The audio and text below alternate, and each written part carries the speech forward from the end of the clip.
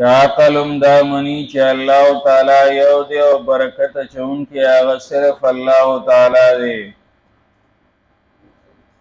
نو اوس په دې صورت کې هماغه مسله د توحید ثابتوي او په هغې باندې دلایل نقلیه ذکر کوي، واقعات د انبیاء علیهم السلام په باندې ذکر کوي چې دا غینوم دا ثابت ده او غیم دا مسله بیان کړې وه چې الله تعالی یو دی او حصه‌دار ورسره نشته.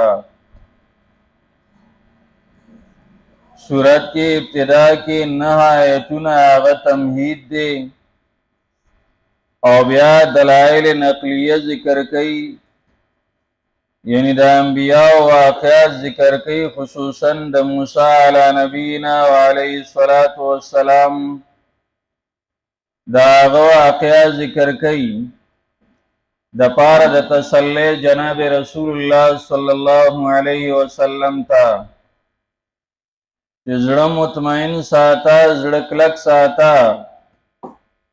وګوره موسی علیه السلام د باچا مقابله کړې وه او د ظالم باچا مقابله کړې وه. هغه د موسی علیه السلام خلاف هر قسمه تدبیرونه جوړول، خو موسی علیه السلام د خپلې خبرې نه نو رستو شوی.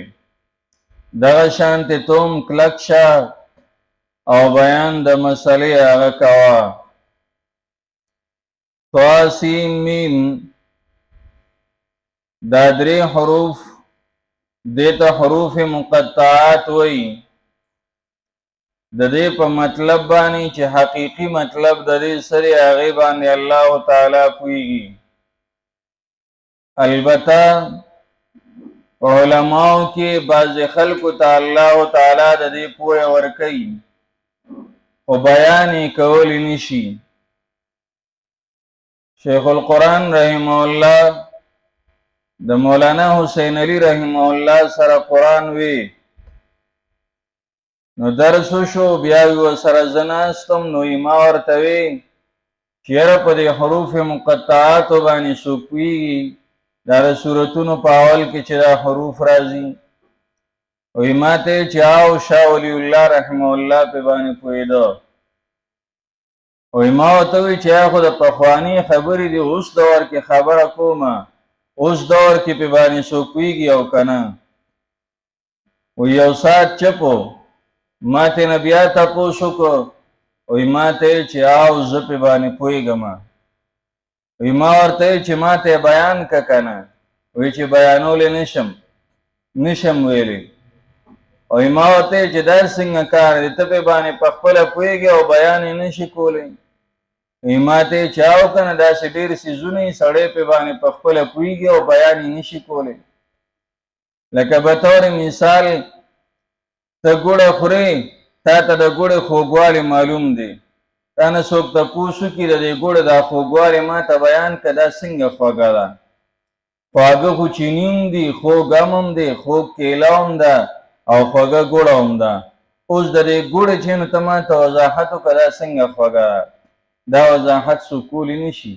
چې داسې وضاحت وکړي چې د ام او د کیلې او دارنګې د ګوړې فرق راشي، چې د دې 3 غوڼو فرق راشي چې دې کې دا فرق دی او داسې خوږوالی. دغه شان وي زه هم پوهېږم خو بیان یې نشم کولی. نو هغه څه لږ غوندې علما هغه چې د قرآن سره تعلق ډېري او د الله تعالی سره تعلق برابري، هغوی ته الله تعالی د دې پوهه ورکوي، خو بیا هم چې نو بیان یې کولی نشي. د هغې وجه دا ده چې دا راز دی په مابین د رسول الله صلی الله علیه وسلم او د الله تعالی کې. انقلابی تحریک د پاره د رازونو او د کوډونو ضرورتي.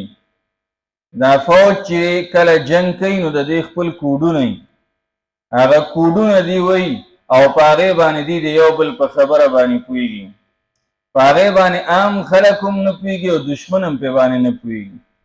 ځکه که عام خبرې کوي او داسې وایي چې هلکه دغلته حمله کوو او فلانې به ورځې به حمله کوي، خو دشمن ته پته لګي که نه، ټول تحریک هغه ناکام کېږي. نو هغوی په کوډونو باندې خبرې کوي.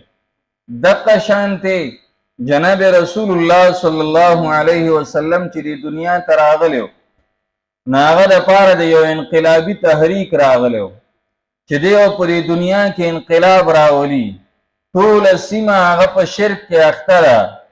دا خلک به د شرک نه روباسي او د الله تعالی یووالي طرف ته به راولي چې دی د الله تعالی د یووالي قایل شي او دا ومني. هغه انقلابي تحریک دپاره د سرازونو ضرورت و چې هغه رازي په مابین د الله تعالی او د رسول الله صلی الله علیه وسلم کې. هغه رازونه هغه په قرآن مجید کې دا حروف دي د دې سورتونو په اول کې چې راغلي. نبی علیہ السلام په باندې پوهېدو، عام امت کې چا چاته د دې پوهه ملاویږي. تلک آیات الکتاب المبین، دا آیتونه د کتاب دی واضح دی، صفا دی. دا سری ایک دونی دونی دو دونی چار صفا خبره کوي. اقیم الصلاة، پابندی د مانځو کې.